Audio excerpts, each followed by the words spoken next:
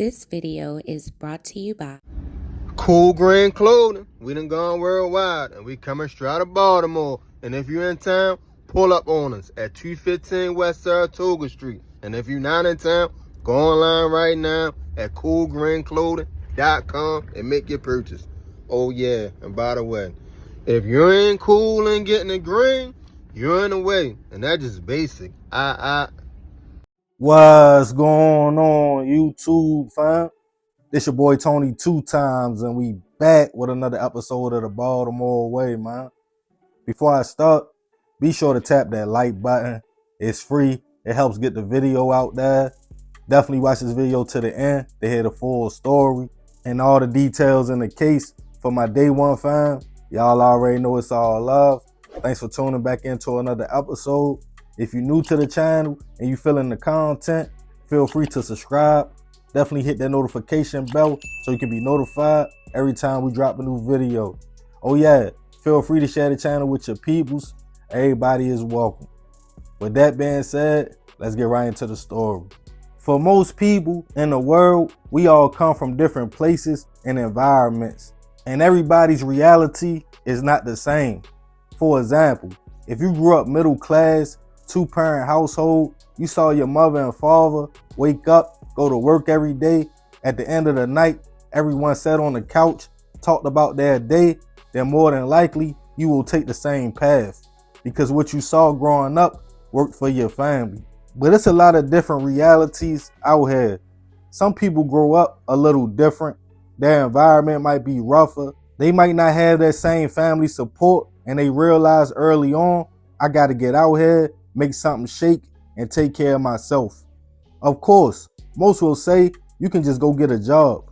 But for some, all they saw and all they know is the streets and fast money.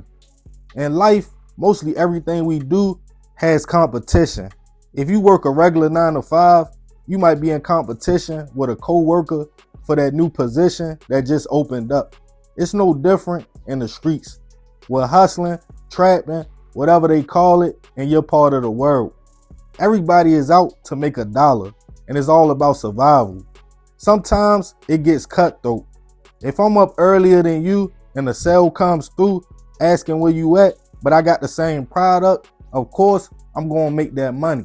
But now we have problems. I'm taking money out your pockets and stepping on your toes. While some understand that's just part of the game, others take that as disrespect. And money, tension, and guns is a recipe for something fatal to happen. And on this episode of the Baltimore Way, we'll be taking it all the way back to 2014 to discuss the case of a street beef that took a crazy turn in the back of a motel alley in Baltimore.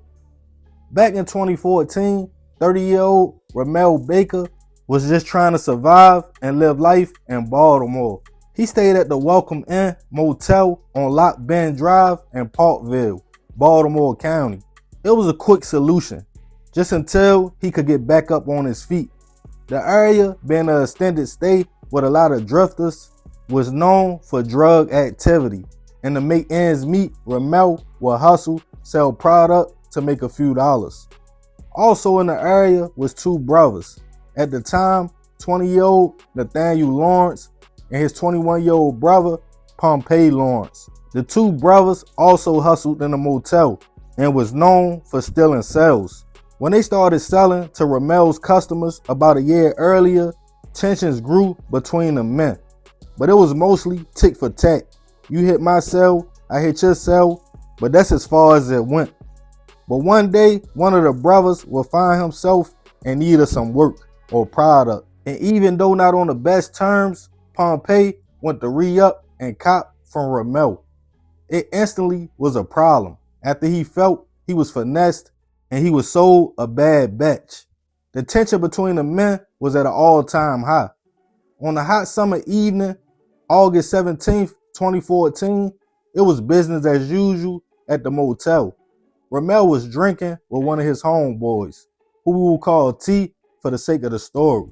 And Nathaniel was smoking with one of his homies, at the time, 22-year-old Umar False. The two were outside and Nathaniel told his homie, like, yo, I gotta go to the bathroom. I'll be right back.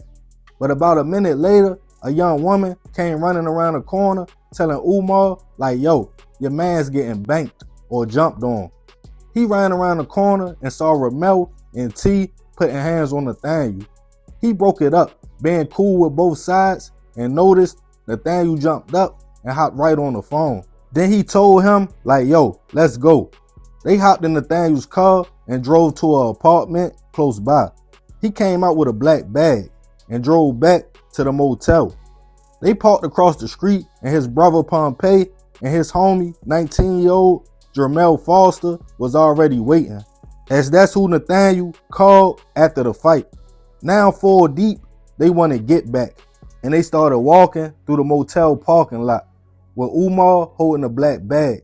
As he walked ahead of the group, he opened the bag and realized it was a gun inside. He panicked and said, nah, yo, I don't want to hold this. In which Jermel stated, I got it, give it here. Eventually, Ramel came out the cut, allegedly a little tipsy, with a knife, asking, like, who looking for me? I'm right here. I ain't ducking nothing. Ramel walked in the back of an alley by the motel and came face to face with the group. Seconds later, shots went off, and the witness allegedly heard Pompey say, you gotta finish him now, talking to Jermel, who was the shooter. More shots went off after that, and the group fled. Baltimore County Police was called to the motel to find Ramel suffering from multiple gunshot wounds. He was rushed to a local hospital, but unfortunately, he wouldn't survive his injuries. Witnesses who knew all the men involved were quick to give out names, but the men were MIA. They all went to an apartment on Perrin Parkway, then a house on Bel Air Road to get their stories together.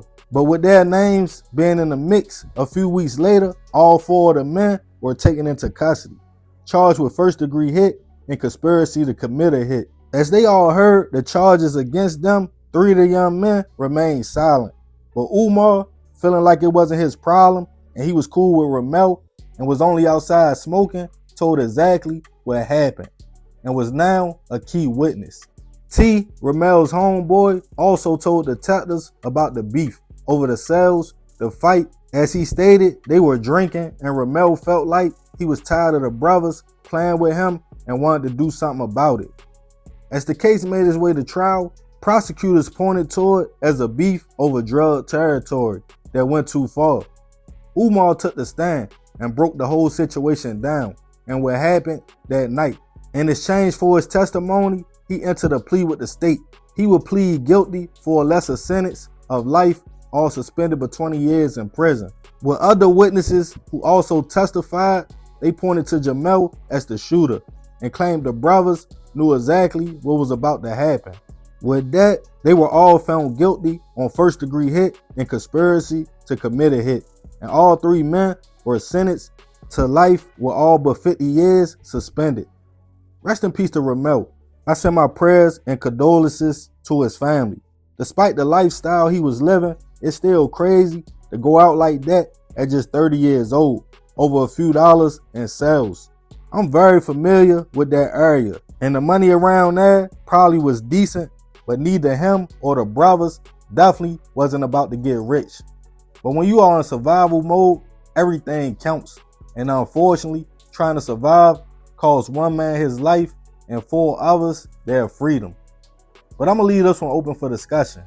Y'all let me know y'all thoughts about the situation in the comments. Yeah, man, crazy story.